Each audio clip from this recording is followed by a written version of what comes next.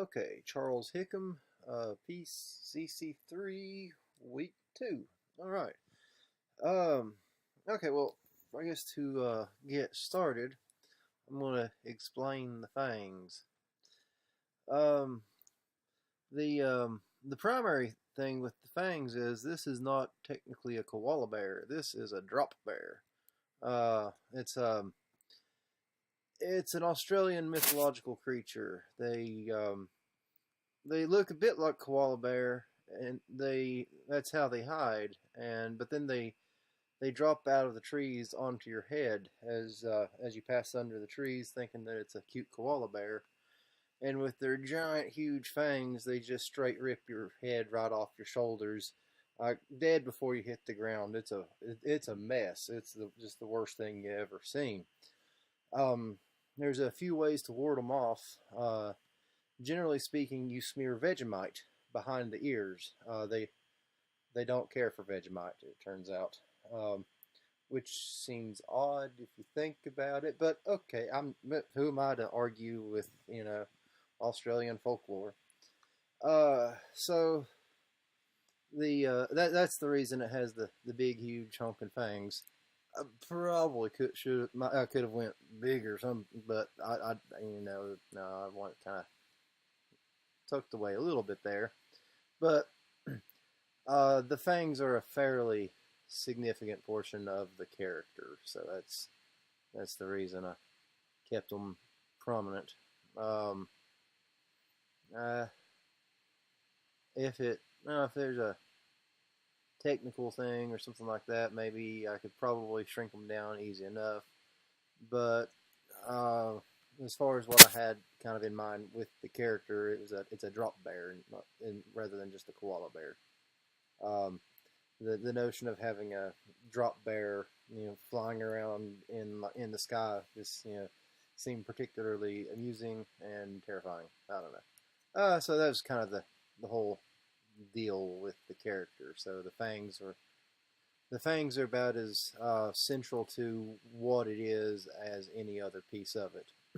So that's the key with that.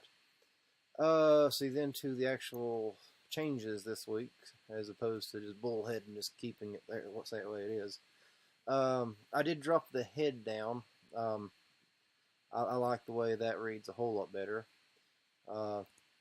The the cool little feature here with 4R8 made that just super easy. I enjoy that. Let's see. I put some bend in the appendages there to give it a little more dynamic range. Came in, smoothed out the lines.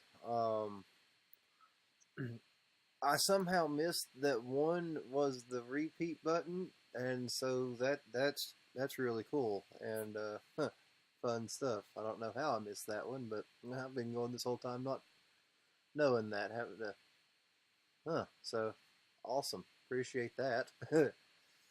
uh, but used that and got all these lines.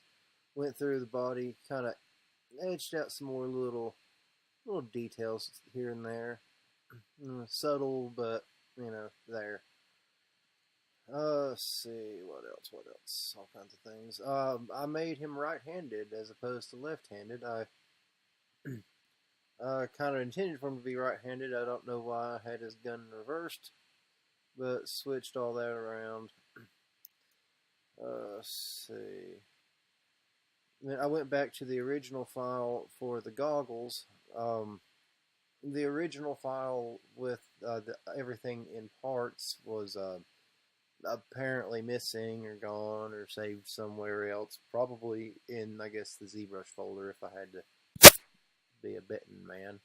But I went ahead and broke that apart again, easy enough.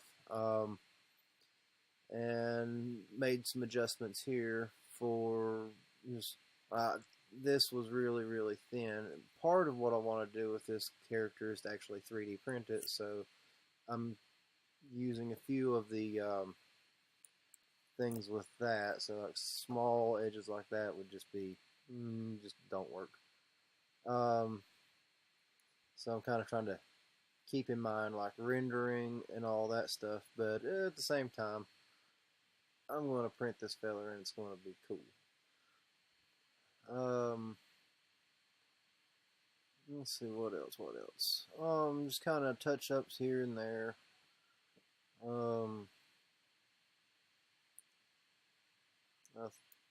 thought I'd, okay, oh, yeah, I guess that is it for this week. Oh, wait. Also done more details on the little pouches. Cleaned things up down here. Let's see.